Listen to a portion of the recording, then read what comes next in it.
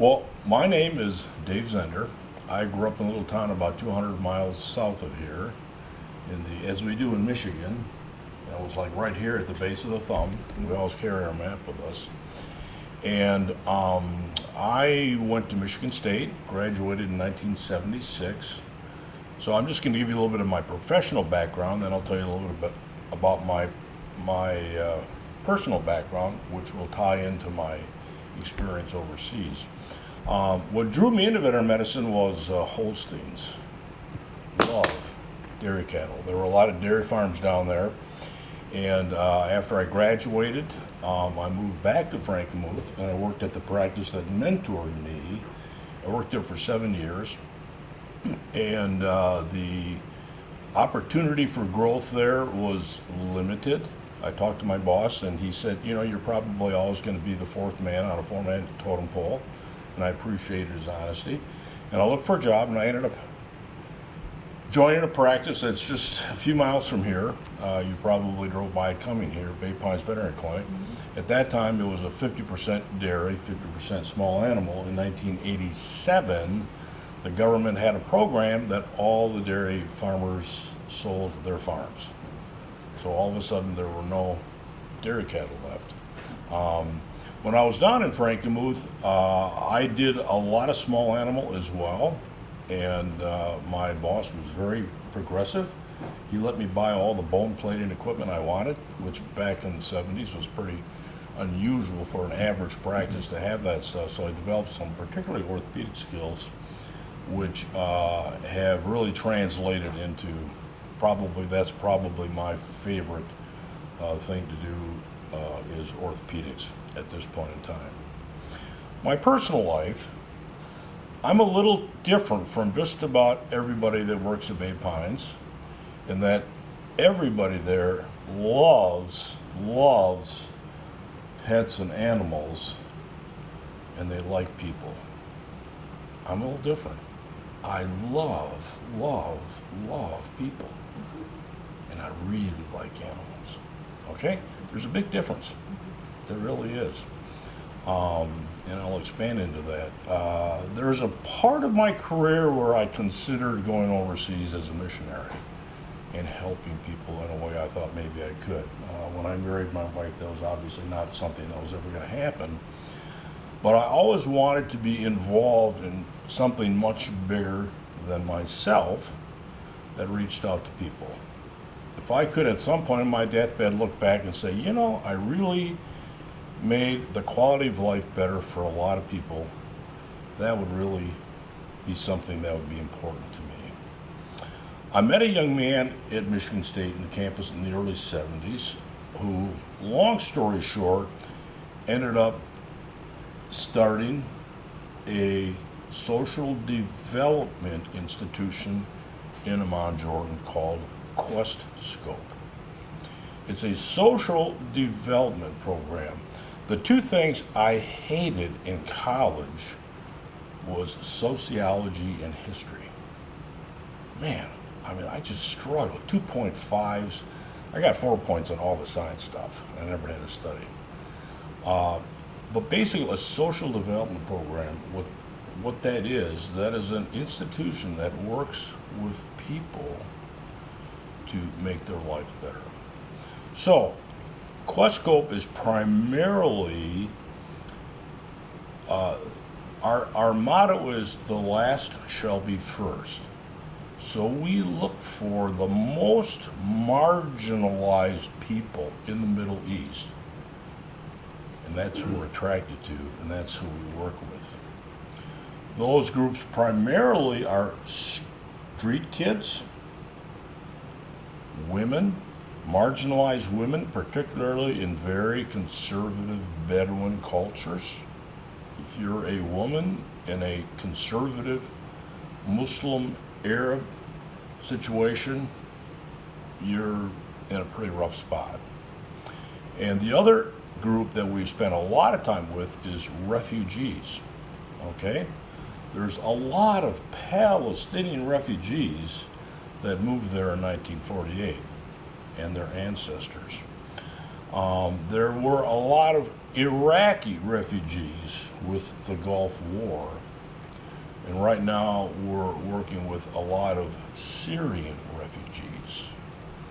There's Zatri is a refugee camp, the largest one in the world. It's on the northern border of Jordan, and there's 85,000 Syrians living there. Originally they were in tents, now they're in these little tiny modules. They're about half the size of this room.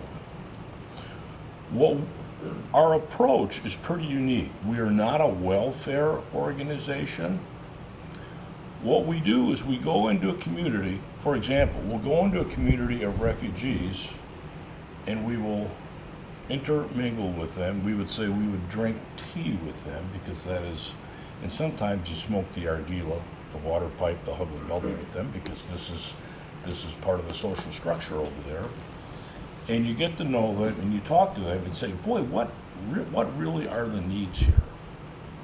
And they are the ones who educate us and teach us what we might be able to do to make their life situation better. Completely different from welfare. Most welfare programs, people from the West think they're pretty smart, right? I've been humbled so badly. Where they go into an area and say, this is what these people need. I'm going to give you an example.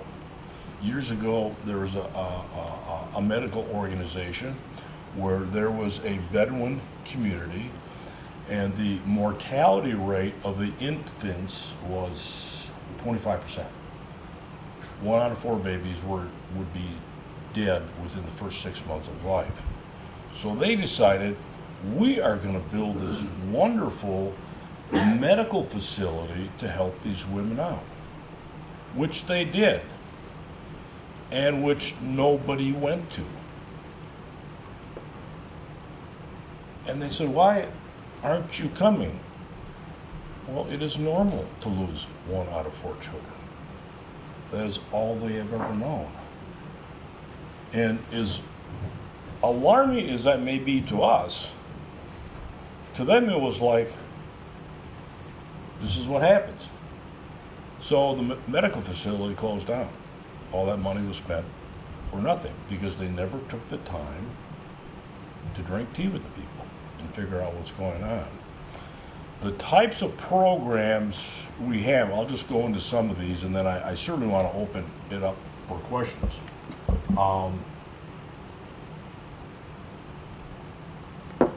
The types of programs we have, one is we have a non-formal education program that we have developed. There's probably about 100,000 young people between the ages of 8 and 15 that have dropped out of school. And they've dropped out of school because their family needs money. They've got lots of siblings, so the older ones drop out so they can make money any way they can. Sometimes they're selling guns, sometimes they're selling their bodies. There's just a whole variety of very dark things that go on. So we developed a non-formal education program to get these kids back in an educational process. It has been extremely successful. Right now, our graduation rates for the kids in our non-formal education process are a higher percentage than in the public school system. And what happens is not only are the kids influenced in a very positive way, but it's like the teachers, the parents, the professionals, all these people are like, holy cow, what's going on here? Another extremely successful program is mentoring, okay? And the mentoring program, most of the mentors, a lot of them are people your age. Some of you are still in school. A lot of college kids will do that. A lot of college professors have become mentors. And what happens is the mentor is changed more than the mentee. These people think, well, I'm going to influence this child and I'm going to make a huge positive difference, which they do. But what they didn't realize is the impact it would have on their life. Okay? I'm a victim of that as well. Obviously, I have been we call ourselves a learning institution. And what we mean by that is we learn from these people, and we are the students. And together, the chemistry, the synergism is amazing. We've got programs in restorative justice where there are just some bad things going on, and we have brought this to the attention of the authorities so that there isn't quite the abuse. You have a situation where a man has 4 wives, and one of his wives can no longer have children. So he gives her a dozen chickens and says, you're on your own.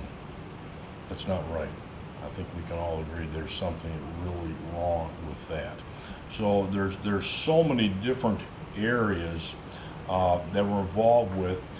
Our mentoring program, I will just mention, was so successful that the government of Jordan came to us and said, would you roll out your mentoring programs in all of our juvenile centers? Now, these are all boys. There's like 8,000 boys in the juvenile centers, and we literally have right now mentoring programs and educational programs in all the juvenile centers in Jordan. What has happened with the education and the mentoring is it's been so successful that the government has stepped in and said, we'd like to take that over. And we said, well, we'll let you do that, but we're going to keep an eye on you to make sure that you don't change it. So how that extrapolated, for 20 years, we tried introducing some of these programs into Syria. Syria is a different country than Jordan. You see, it's a much more conservative country, and their previous ruler just would not allow anybody from the West to have any influences in there. Bashar al-Assad, who is now the dictator or president of the country, has relaxed things a little bit, and we, for 20 years, tried to get our influence into Syria, and it finally happened. And we rolled out a mentoring program in a juvenile center in Aleppo. Aleppo is in the very northern country. They claim to be the oldest continuously inhabited city in the world. There's a couple other cities that claim that, I'm not sure, but it's a marvelous ancient city. And we went there, we started the program, and then we got a call from the mayor of Damascus. He said, what's the deal? How come you got a program in Aleppo, but you don't have one here? Now let me backtrack a little bit. When we first started in the Middle East, it was very difficult to develop inroads, because this is a culture and society that is not real Western friendly. That's because the West has not been really nice to the Middle East. All the countries over there, all the borders were determined by people from the West. Obviously, World War I, World War II, lots of bad things happened. So when you go over there, you got to be very careful that you're not going to offend somebody. So we have gone from trying our best to get our programs developed to now we're at a point where they're coming to us and saying, can you do this, can you do that? We would love to have you do all these things. The problem is we're not a large organization. We probably only have about 40 people who work there, and that limits how much you can do.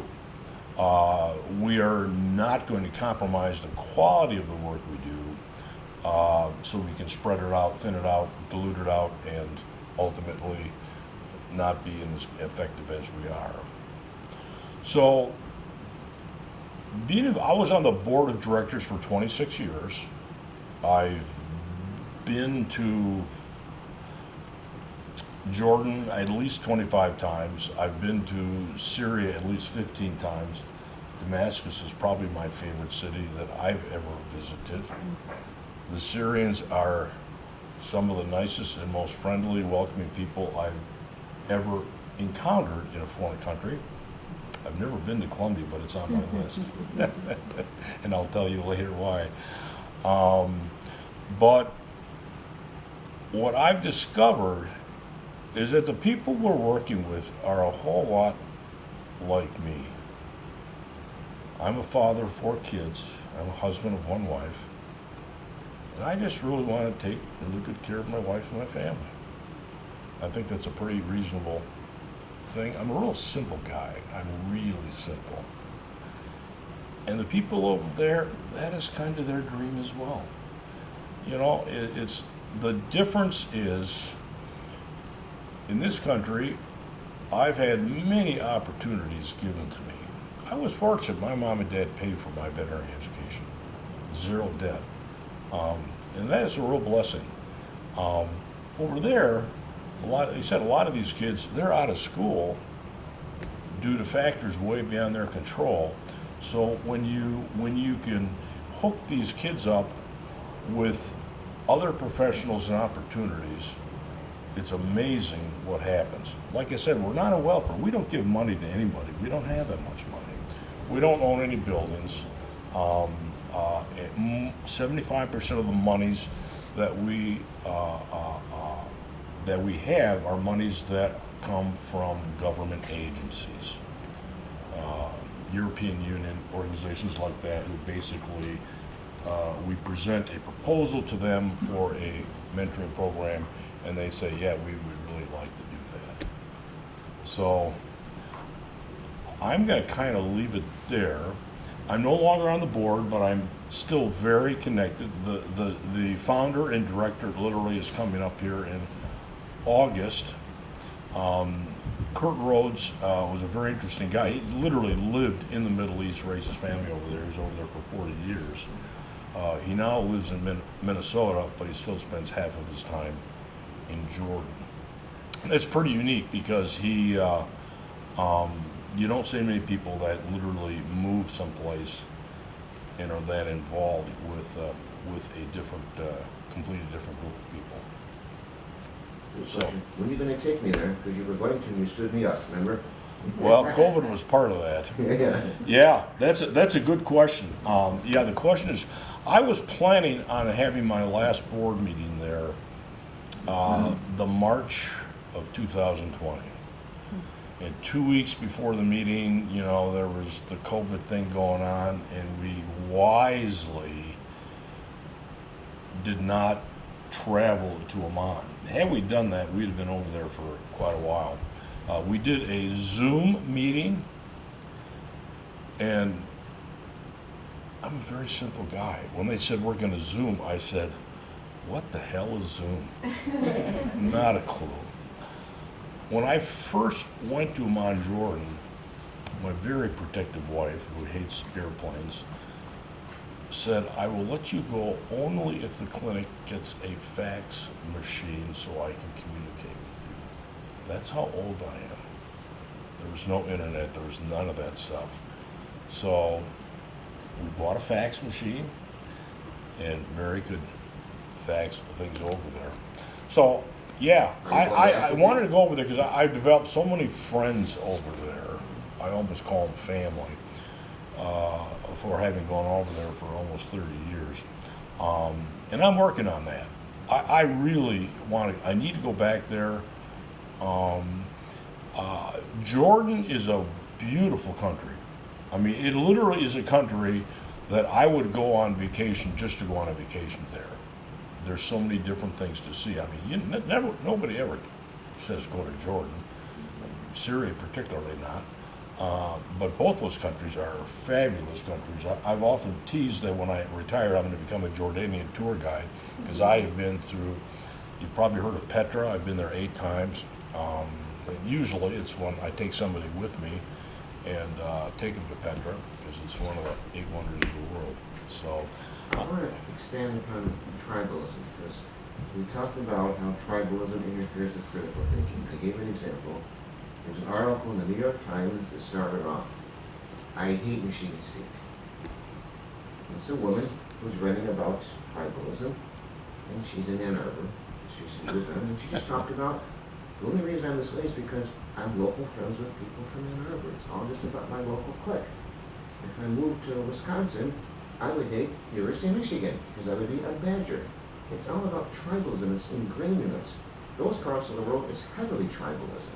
It's all a bunch of tribes usually. right. And we talked about after the war, if you have knowledge of this, talk about how the British, etc., just arbitrarily made new borders and it disrupted the whole Middle East. Right. Expand upon it. Well, there again, I'm not, I said I always hated sociology and history. But since I've been over there, it's like, man, oh man, it's all about sociology and history, especially in the Middle East. I mean, you can't go over there and not develop an interest in that. But yeah, basically the Arab mindset is we've been pushed around by people from the West for generations, and they really have been. The British are particularly, I mean, I think they were sitting in a bar some night drinking when they came up with those borders. Seriously, I mean, I've heard that. Whether it's true or not, I don't know. But there is still, one of the things, there's a place called Karak, which is in the middle of the country, and there's a huge Crusader castle there. It's really amazing to see.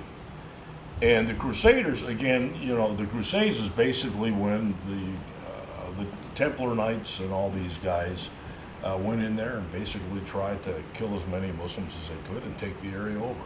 I mean, it's just a historical fact. So I walked in there. The tour guy looks me in the eyes. He says, "So are you a Christian or a Muslim?" And I said, "I'm a follower of Jesus." I don't like the word Christian because it has, and again, it kind of ties in with your question. It has so many different meanings to so many different people. And some people hear that and they get a real warm fuzzy. Some people hear that and they say, "You're the problem," and they're probably right. I'm not disagreeing with them. So again, I don't know if that's part of the critical thinking process, but it's being so careful about describing who or what you are, somebody else, that you stay away from buzzwords that are going to instantly put you in a square box when somebody thinks of you. So their history goes back thousands of years. Ours goes back A few hundred years. And here we are. This is the whole Western mindset. There have been some professors here in the West who have studied Quesco, and they have said, if we had been aware of how successful your approach is, we never would have developed a welfare program. Because welfare has, again, I'm old enough, I remember when Lyndon Johnson started a lot of the welfare programs back in the early 60s, and they haven't been that successful. Great society, Great Society. Right. It just hasn't morphed into what they promised it would be, and it's probably made the situation worse for a lot of people rather than better. Notice how Dave said, drink tea with the people? Yeah. What's our version of that? Listen, remember we talked about that? It's so important. He mentioned mentoring. What's our version of that? The learning organization. He mentioned a learning institution. Open your mind. Okay? So it's the same thing we're talking about in a different location. Look at how he opened his mind to go to a place. He's raised in a conservative Michigan area, and he's in the Middle East, and people almost go, in the Middle East, man, those guys are going to kidnap you and kill you, okay? And look at what it's like. So you have to open your mind about the world is different than the news media tells you. And so you got to read a lot of sources, the ones you agree with and the ones you disagree with. And that's why you got to talk to the boots on the ground. You want to hear about rhino poaching? Well, you talk to me because I've been over there twice to talk to the people that actually find it. You want to learn about the Middle East? We talk to Dave because he's been there to do it. So if you just think you're going to read on something on the internet because you're so smart, because you're social media savvy, you're fooling yourself. You got to have people that have been there like Dave, etc. Okay? We talked about that all week long. Here's an example of open-mindedness and learning organization. You know, one of the specific ways that we try to help these people, and again, we're dealing with particularly the refugee people, particularly the Palestinian refugees, but any refugees in general. If you're a refugee, you are really angry at somebody, okay? The Palestinians are angry with the Jews, okay? I mean, that's a pretty obvious example, but the underlying pie pan of everything we do, we basically call it spiritual growth. And my theology has gotten very, very simple. It basically revolves around love and forgiveness. And I think no matter how spiritual somebody is, I think everybody can agree that if you can get somehow a Palestinian refugee to forgive somebody that has done something horrible to them, the healing is transformational. There's not going to be a major change in the Middle East with large groups of people. It's going to happen one person at a time. And I have found that application even in my personal life, even with some of my cantankerous clients. You've probably never had those. But there's some clients that are not very lovable. But if you can somehow love them and treat them with dignity and respect, and those are the two main things we give to these street kids. We give them dignity and respect, and it transforms them into completely new people. But I found them to be very practical in my personal life. Just one short, I've got 4 children. They're between the ages of 33 and 42. And the deal was everybody gets a free trip to the Middle East. 2 of them have been there 3 times. One of them wanted to stay there. So the influence that this has had on my personal family has been amazing. Your wife been there? If my wife could get on a boat and get there, she would, but she's got this plane thing that I can't fix. All right, to change direction a little bit, he's an extremely experienced veterinarian. He has seen an awful lot.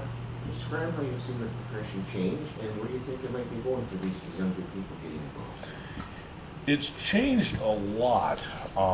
I've already put in my notice. I'm going to retire at the end of this year. Again, I graduated in '76.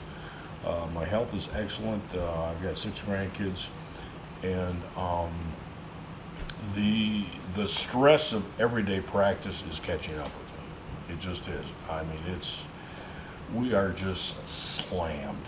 I mean, yesterday I had 2 cruise ship repair surgeries in the morning and 2 other procedures on top of that, and I did not have one open appointment all afternoon.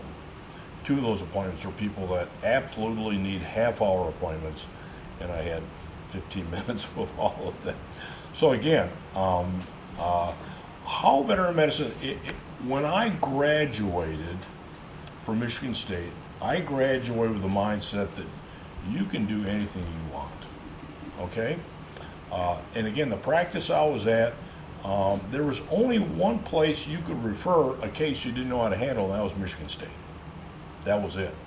And that was a 75-mile drive, which back in that day there weren't many people that'd be willing to drive 75 miles for their pet to get something. So it's like either you have to figure it out yourself or it's not going to get done. And unfortunately, I'm sure there were some pets that were put to sleep that probably could have been helped, but the owner just wasn't willing to go there. To me, the role of the pet has changed immensely in the last 50 years. I'm not sure their pets are their children. I think they're probably closer to children. Particularly, and I see this all the time. I'll see a young couple, they'll come in with this little puppy, and man, they're in once a month for, this spot or that spot or just nothing. And then several years later, they may have a child, and I'll see them maybe every 3 years with their pet. But pets have definitely, the role of pet has changed significantly. I think the way veterinary medicine is going is primarily driven by the clients. Because I've had some people say, what's the deal? I mean, you're doing all these expensive, you can do all these things. I says, we do that because clients demand it. They really do. They want this stuff. I'll give you an example. Liz Larson, God bless her soul, she's no longer with us, but she had a place on Harbor Point, which is an extremely exclusive place, very, very rich lady, wonderful client, and her dog came in, her old lab came in with dilated cardiomyopathy, right? Dog's in a fib, you take a picture of the heart, it looks like a basketball in there. And I said, Liz, there's not a whole lot I'm going to be able to do. There were some medications we can try. I says, if this was you or me, they would put us on a heart transplant list. And she says, where can I get one of those for my dog? I said, that's really a good question. I'm not sure. So I called my instructor, George Iser, who was veterinarian, who's probably done more open heart cardiac surgery than any veterinarian ever. He literally used to train young human cardiac surgeons in his lab. So I called George, and who was a really good friend of mine. I said, George, how come we can't do heart transplant our dog? And he had a funny answer. His first answer was, he says, well, the biggest problem is there's not enough dogs driving around on motorcycles without helmets. Point being is that was when things were changing, where you just couldn't sacrifice an animal one for another. I mean, that was just not accepted, and that's been a huge change as well. The bottom line, though, he said, dogs they will reject a new heart from another dog. They've not been able to develop.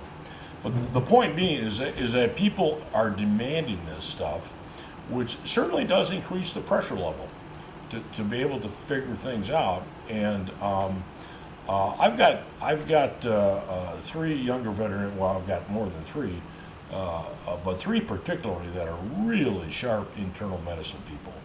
Internal medicine has just always been a grudge to me. It's just not something. If I get an ADR coming in, I just groan. Oh man. Your means ain't doing right. Ain't doing right. I'm just so sick and tired of vomiting dogs. I'm sorry. Because there's so many things that can cause that. And these gals they are really sharp, and they are very good at that. But I think in this day and age, you have to know how far you can work up a case, at what point you need to refer the case. And again, that depends on a lot of things. This depends on the client, some clients are very, very demanding, and they're wanting things being done that you can't do, CT scans, things like that. We don't have that kind of diagnostic equipment. So there are a lot of things we have to send out. But I think, overall, I still love going to work every day. I really do. But there is an increase. I feel more pressure now than I did 40 years ago. I really do. That's not a bad thing. It's just an observation. And what would you recommend as one of the best ways to minimize client complaints? What client communication thing do you do to minimize it? Because I know that's the most stressful thing. Well, I think the key is being totally honest and sincere with the client, being truthful. I really do. I'm at a stage in my career where I'm getting a little cocky sometimes. I had a client come in, and she had rabbits, and I'm the only one that spays and neuter rabbits. I don't know why nobody else over there has picked up on that, but I enjoy doing it. I've been doing it for years and years. You bring a sick rabbit to me, I don't have a clue. Because not that, maybe a sick rabbit will come in twice a year. And this client came to me, and I spayed her rabbit, and she was thrilled. And she says, "No, is there any way if my rabbit gets sick, I could bring it back to you?" I says, "Ma'am, let me be honest with you. I know how to I know how to castrate rabbits, I know how to spay rabbits, and I got a Hasenpfeffer recipe that's to die for. And it's like, I don't know how she's going to respond to this, but I really do have a great recipe for Hasenpfeffer. And fortunately, you know, I could sense that she had a pretty good sense of humor. But I think the key is to just, you know, try to establish a relationship with the client and just being upfront and honest. And if you look at something and, you know, and again, maybe gray hair helps, but there are times when the client says, I don't have a clue what's going on here. I just don't. You know, I never pretend to be smarter than I am. I'm more likely to bow on acting stupid, because I think that's more my comfort zone, but that's my personality probably more than anything. But if somebody comes in, I get a lot of, particularly anterior cruciate referrals for surgery, and people come in and says, well, I came here because you're the specialist. I says, no, I'm not a specialist. I'm really not. I says, I'm a veterinarian who really likes to do orthopedic surgery.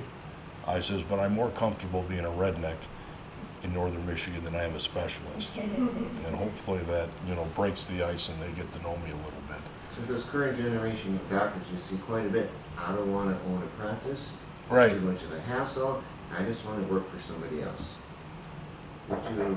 Well, what's happening, one of the things that brought me up here after 7 years in Frankenmuth is I went to my boss and said, is there ever a chance that I could be an owner of this practice? And the answer was no. Lovingly no. I mean, literally when I told him I'm leaving the practice, he broke down and cried, and so did I. We had a wonderful friendship, and that's one thing. Another thing I never do is burn a bridge. Oh shoot, I got off my tangent. About getting involved in private practice, the hassle of Yeah. business. So basically, that's what drew me up here. I was literally the fourth employee at Bay Pines when I joined that practice. There was another veterinarian, myself, we had a receptionist and an assistant. Okay, there were four of us. I mean, now there are like, we've got a practice there, one in Boyne City, and we got a boarding and grooming facility, and there's 40 employees. I mean, we've been blessed. The best thing that happened to us is everybody selling their dairy cows and putting all their eggs in that basket. But what's happened is you're right. I mean, if you have a practice right now and you want to sell it, you're probably going to send it to some big conglomerate. I mean, our practice, I was experiencing a lot of stress. One of the partners and I weren't getting along very well. And I lost my brother, who was 6 years older than me, and I decided, I don't need this stress in my life. So there were four partners. I went to the three partners, and I said, I don't want to be a partner anymore. If you want me to keep working here, I would like to do that. But if you don't want me to keep working here, I'll just quit. I mean, I had hit a wall. After how many years was that? That was after 38 years. So it was a while. Yeah. So with that being said, the two younger partners were really concerned about the older partner, the one that I just needed to get away from. So they ended up selling to NVA, National Veterinary Association, and that's worked out pretty well as far as I can tell. But there is a different mindset of young veterinarians. Back when I was in there, many of them, their goal was to become an owner of a practice. And I don't see that happening much anymore. You think that's And gonna I'm hurt not them? sure, what's that? You think that's going to hurt them? You think they're making a short-sighted decision? I don't know, because it's getting the balance, you know. To me, life is all about balance between your personal life and your professional life. I've seen veterinarians that have just totally burnt out because they're working 60 hours a week and their families are not a real significant part of their life. To me, my family was the priority. It was. I wasn't going to have children if I wasn't going to be their father. I just didn't want to be that person. And granted, I worked a lot of 60-hour weeks, you know, back in the day, but always spent time going on vacations and doing things with my family. But so that's where, it's hard for me to say, is it going to hurt them or not? I mean, some people are driven to be owners, and some people, you couldn't give it to them on a silver platter. So I think that's kind of a personal thing, but it seems like less and less. The situation we're facing right here is, again, there's 6 veterinarians in our between the 2 practices, and we have been looking for a veterinarian for over 2 years. Can't find one. Same problem here in California. Can't find one. I mean, right, and that's not a unique to here. At one point, the classified ad from Michigan, there were 4 practices here in northern Michigan. One of them was offering a $25,000 signing bonus.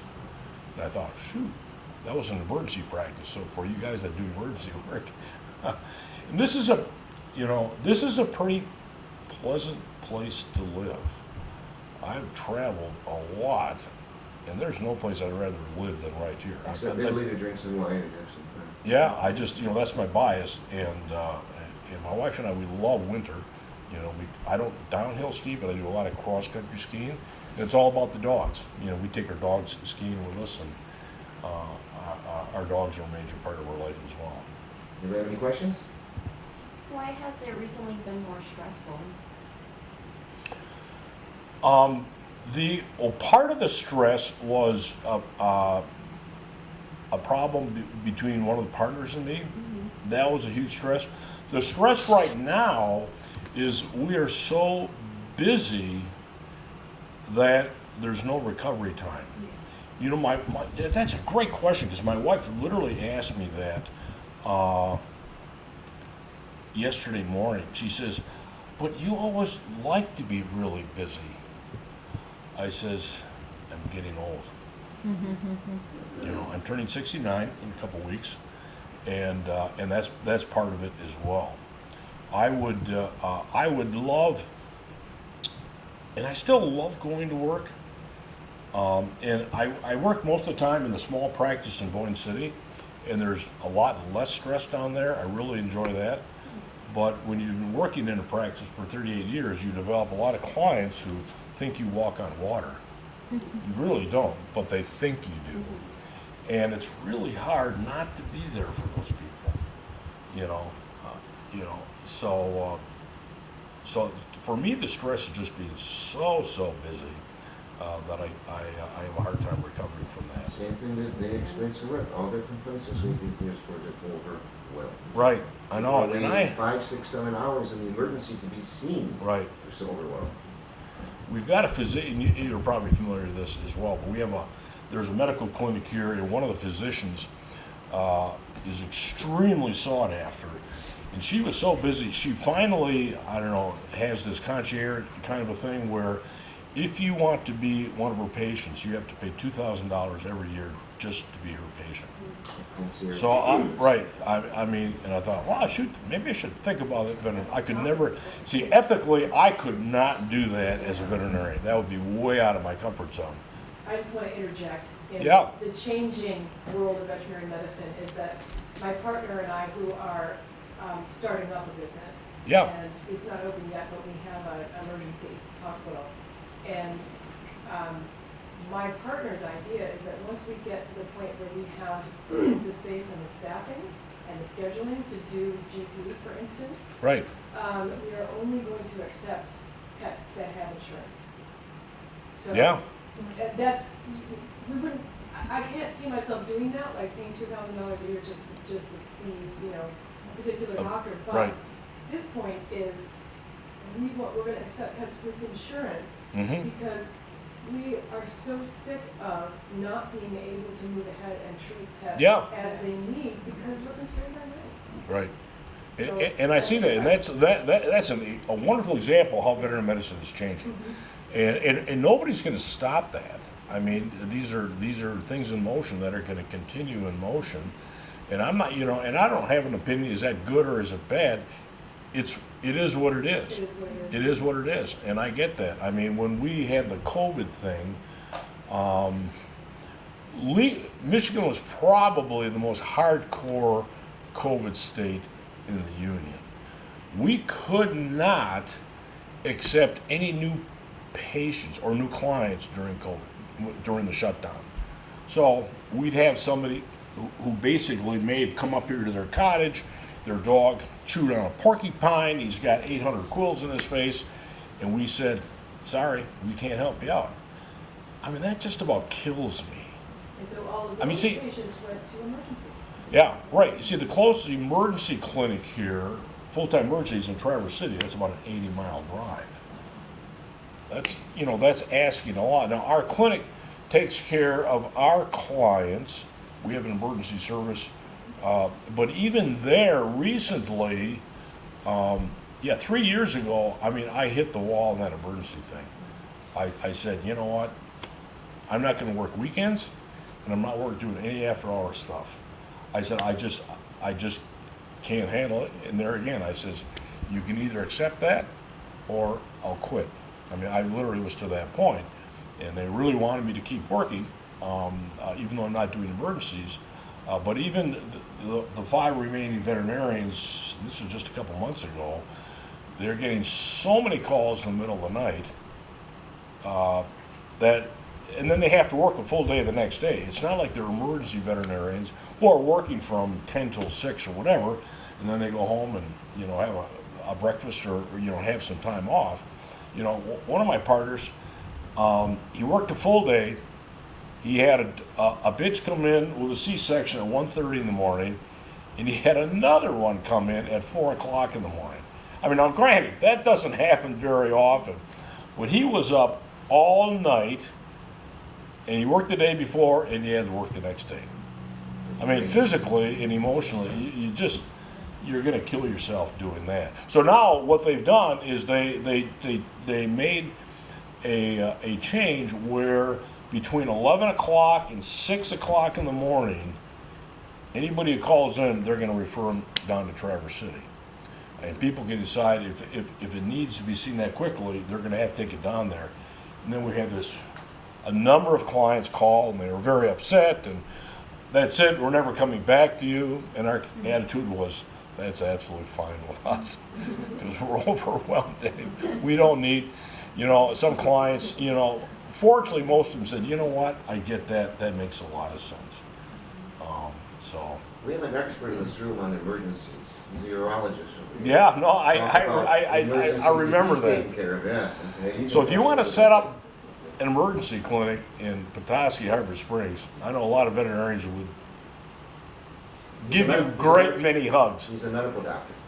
He did emergencies all the time in Wisconsin. Oh, Night okay. through the night, yeah. Here's the reason I left, exactly what you said. Yeah. I've done it for 31 Yeah, years. I've got a friend that I've got to know, lives next to my daughter, who's an emergency, retired emergency doc, who's quite a bit younger than I am, and the same thing. He just burnt out. I mean, and I can't imagine. I mean, I respect you guys as much as anybody on the planet. I could not do that for people. I stopped it after 5 years in California. I couldn't do it anymore because you have busy unemployment. I was going back to school, get the MBA, running a business. I can't Yeah. do emergencies at night. When am I going to sleep? You die, okay?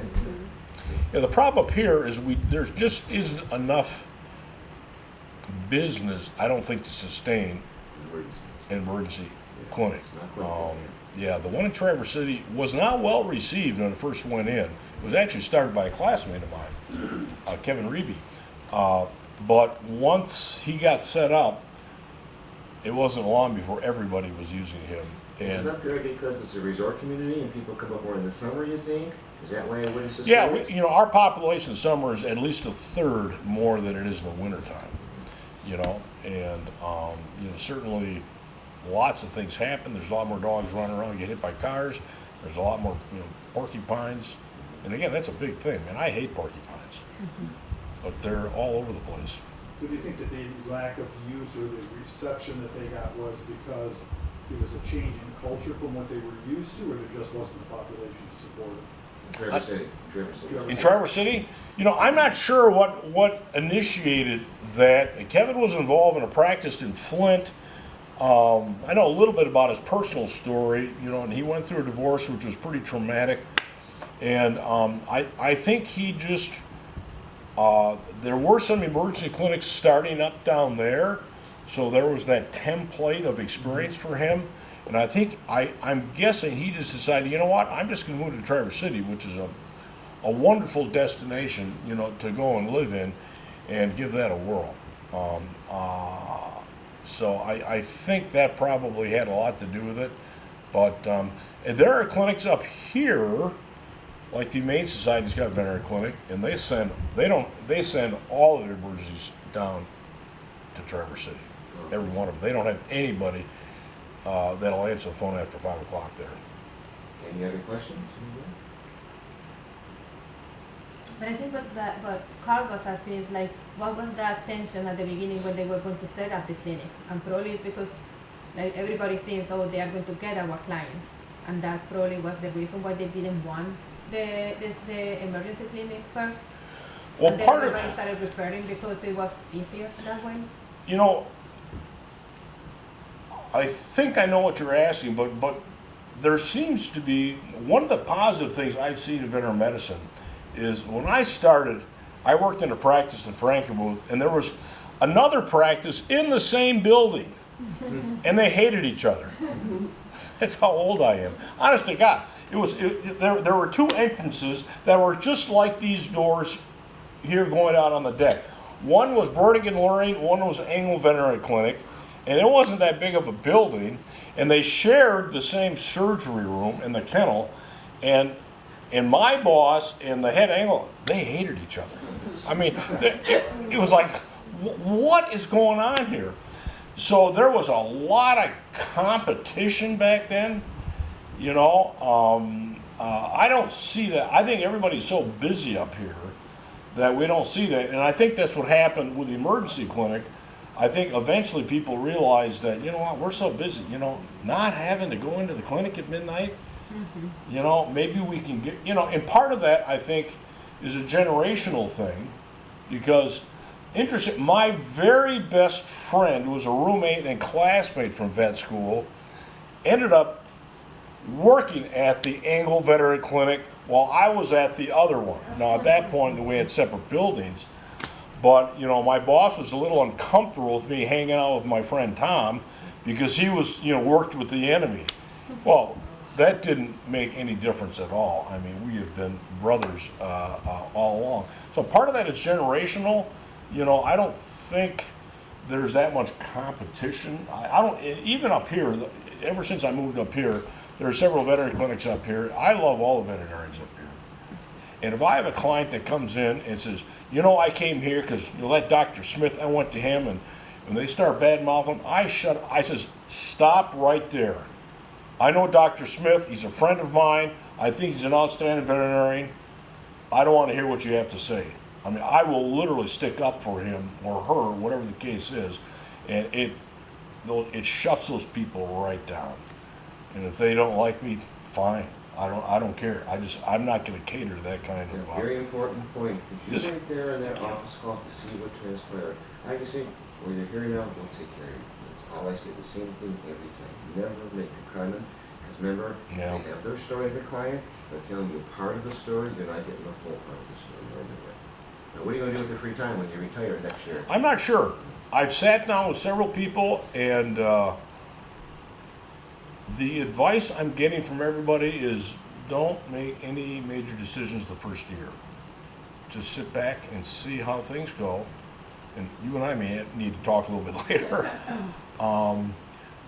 But you know, most people in the medical world reach their medical peak between the age of 35 and 40. Really? Not really? Yeah. But I would like to get into some kind of a possibly mentoring or teaching role. That's what I would like to do, because I mean, I've got a lot of experience. You know, the one thing I would love to do is I have developed a procedure for repairing the anterior cruciate ligament, and I've done easily over 1,500 of these repairs. I did 2 of them yesterday morning. It takes me about 50 minutes to do on an 80-pound dog. I'm not cutting bones. I'm not using any foreign materials. I'm basically harvesting the fasciolata tendon, weaving it through the joint, in through the inside and the outside. I've had one that went south on me 10 years ago. 2 weeks after surgery, a dog flew off of a 4-foot high deck chasing a deer and blew out the repair.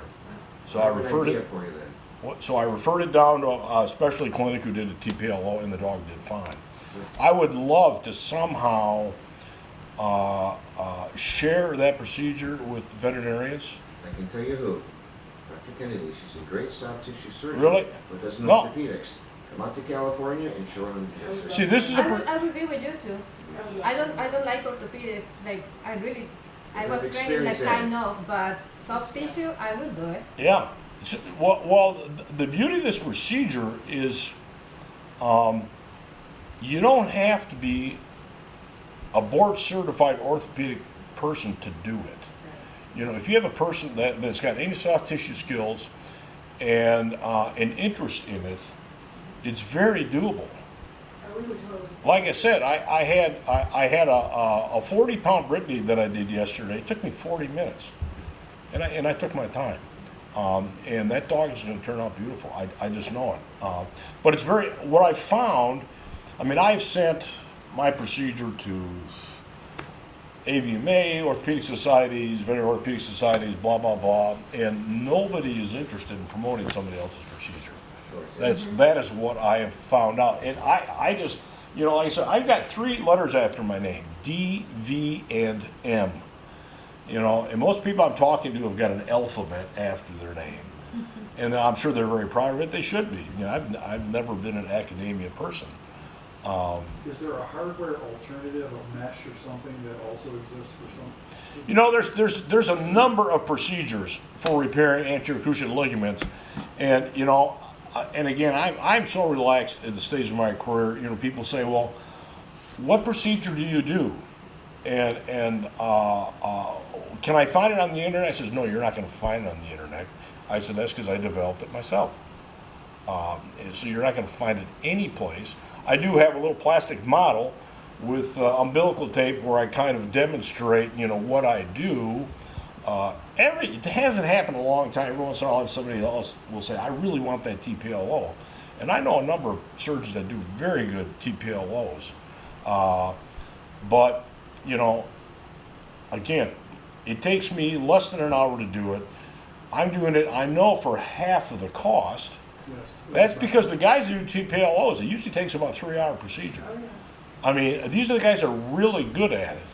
You know, the Animal Surgical Center, most of the surgeons there are former surgeons from Michigan State. They get in the private sector, and they call it the new spade. Because, you know, back when I got into practice, I mean, you just spayed a lot of dogs, right? And now the surgical centers, they're doing so many TPLOs that, you know, they call it the new spade. So that's your first potential job to do when you're mentioned when you retire. Right. The second one is, this is the second annual of this CE week we have here. Maybe if we do it again next year, if you have a case, we can send a couple of veterinarians there to watch you do the procedure. We could teach them that. Oh, I would love to do that. I trained two of my bosses I hired, okay? I always call my favorite bosses because I hired them. But one, Dr. Erxleben, I trained him probably 25 years ago to do the procedure. I mean, and he does them all the time, and he does them as well as I do. I mean, it's not that complicated. And even when I explained to Charlie DeCamp, if you look at the orthopedic, orthopedic Bible, his name he's one of the authors. Even he said, man, he says, you mean you can actually stretch that fasciolata out that far? I says, yeah. So, and he was going to come and he's got a place here at Crooked Lake. You know, he keeps saying he wants to come and see me do it, but he's too busy. I mean, those guys are. There was a period during COVID where you couldn't get a case into a specialty clinic for 3 months, and they literally